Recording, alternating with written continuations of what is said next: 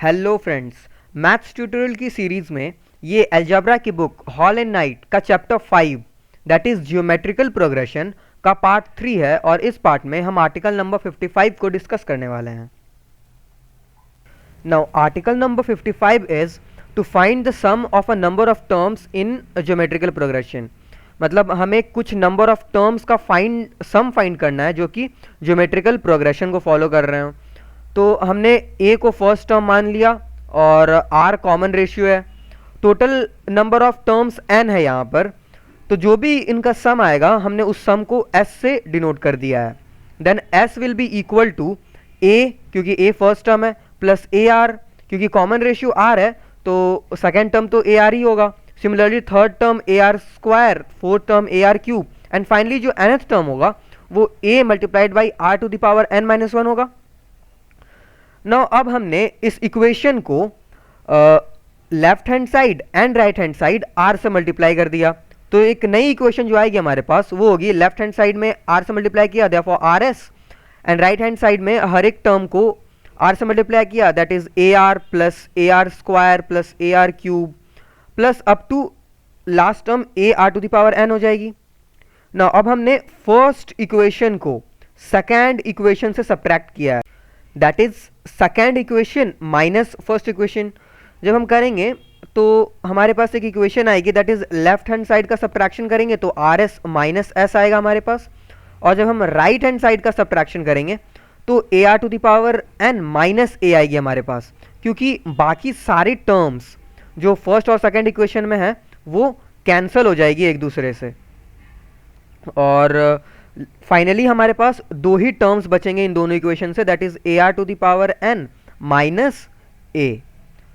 ना जब हम इस इक्वेशन को सॉल्व करेंगे तो r minus 1 multiplied by s, क्योंकि हमने s कॉमन ले लिया है right hand side, sorry left hand side. Similarly a हमने कॉमन ले लिया है right hand side, r to the power n minus 1 आ गया।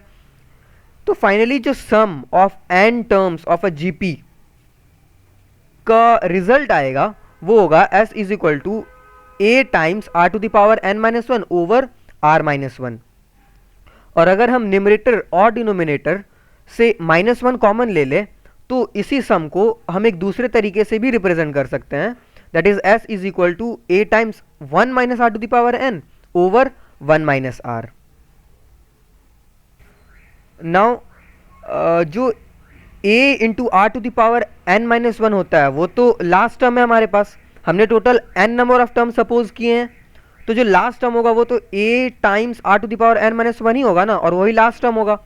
तो अगर हम इस इक्वेशन में जो फर्स्ट वाली इक्वेशन है हमारे पास उसमें a times r to the power n minus 1 के बदले l सब्स्टिट्यूट कर दें तो हमारे पास सम की एक और यूजफुल रिजल्ट आ जाएगी, that is sum is equal to RL minus a over R minus 1।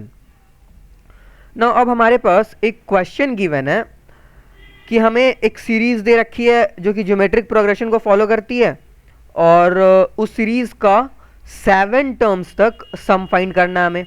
तो सबसे पहले हमने कॉमन रेशियो फाइंड कर लिया। Common ratio will be equal to second term over first term, that is -3/2 आ जाएगी। देखो सम का फॉर्मूला हम अप्लाई करेंगे, लेकिन यहाँ पर ध्यान देने वाली बात यह है कि जो common ratio that is r आया है हमारे पास वो r नेगेटिव है, देयरफॉर हम इक्वेशन नंबर 2 का यूज करेंगे सम फाइंड करने में। Therefore sum will be equal to a that is first term multiplied by 1 minus r to the power n तो हमारे पास यहाँ 7 है क्योंकि 7 टर्म्स का सम फाइंड करना है ना, ओवर 1 माइनस r। तो फाइनली जो रिजल्ट आएगी दैट इज इस सम का जो वैल्यू आएगा हमारे पास वो होगा 463 ओवर 96। सो अगर आपको लगता है कि आपने इस वीडियो से कुछ सीखा और आगे भी सीख सकते हो तो ज़रूर सब्सक्राइब करें मेरे चैनल को। सब्सक्राइब करने से आपको मेरी आगे की वीडियोस की सारी इन्फॉर्मेशन मिलती रहेगी, और इसे अपने फ्रेंड्स के साथ ज़रूर शेयर करें। And finally thanks for watching.